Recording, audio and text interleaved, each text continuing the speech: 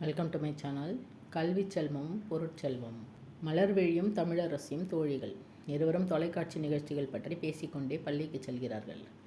அப்போது தமிழரசி தன் தோழியிடம், நேற்று கல்வி செல்வம் பொருட்செல்வம் என்ற தலைப்பில் நடந்த கலந்துரையாடலை கணினியில் பார்த்து கொண்டிருந்தேன் என்று கூறினாள். அப்படியே தமிழரசி, வா போய் கொண்டே பேசலாம். கல்வி செல்வமா பொருட்செல்வமா எது சிறந்தது என நீ நினைக்கிறாய்? நான் கல்வி செல்வம்தான் சிறந்தது என்று கூறுவேன். அதெப்படி அவ்வளவு திட்டவட்டமாக கூறுகிறாய்? கேடில் வீழ்ச்செல்வம் கல்வி என்று திருவள்ளுவர் கூறியிருக்கிறார். கல்வி கற்காதவர் கலர் நிலத்திற்கு ஒப்பாவார் என்று பாரதிதாசன் கூறியிருக்கிறார். திருவள்ளுவர் பொருளில்லார்க்கு உலகம் இல்லை என்றும் கூறியிருக்கிறார். பொருட்செல்வம் இல்லை என்றால் நமது அன்றாட தேவைகளை கூட நிறைவேற்றிக் கொள்ள இயலாது. கல்வி கற்பதற்கு கூட பணம் வேண்டுமல்லவா?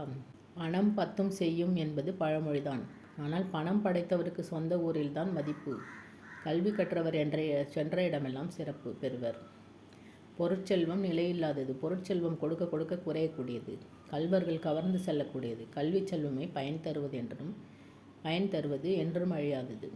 பணமின்றி எப்படி வாழ்வது? கற்ற கல்வியால் பணம் ஈட்டவும் முடியும், வாழ்க்கையில் உயரவும் முடியும். கல்வி வளர்ச்சி தான் எல்லா முன்னேற்றத்திற்கும் காரணம். புதுமைகளை கண்டறியவும் பணம் தேவைப்படும் அல்லவா? ஆம். ஆனால் கல்வியால் அறிவு வளர்கிறது. நன்மை தீமைகளை பகுத்தறிய முடிகிறது. நல்வழியில் வாழ முடிகிறது. கல்வி இன்றியமையாதுதான். ஆனால் பொருட்செல்வமும் அவசியம் என்பதை நீ ஒப்புக்கொள்கிறாயா? விவாதம் இப்படி நீண்டு கொண்டிருந்தது. பள்ளிக்கு வந்து விட்டனர் இருவரும். தமிழாசிரியரை சந்தித்து இது குறித்து பேசுகிறார்கள். ஆசிரியர், மக்களிடம் அறியாமை இருளை நீக்கி அறிவு ஒளிபெற செய்வது கல்வி.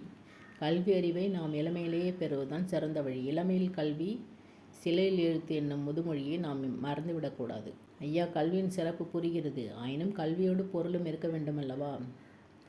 ஆம், கல்வியும் பொருளும் ஒரு நாணயத்தின் இரு பக்கங்கள் எனலாம். பொருள் வெற்றி தரும், பெருமை தரும். அவை மட்டுமா, உயர்கல்வி பெறும் வாய்ப்பையும் தரும்.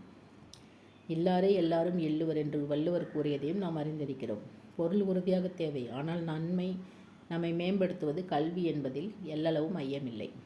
உண்மைதான் ஐயா. கல்வியும் பொருளும் நம் வாழ்வு வளம் பெற உதவும் என்பதை புரிந்து கொண்டோம்.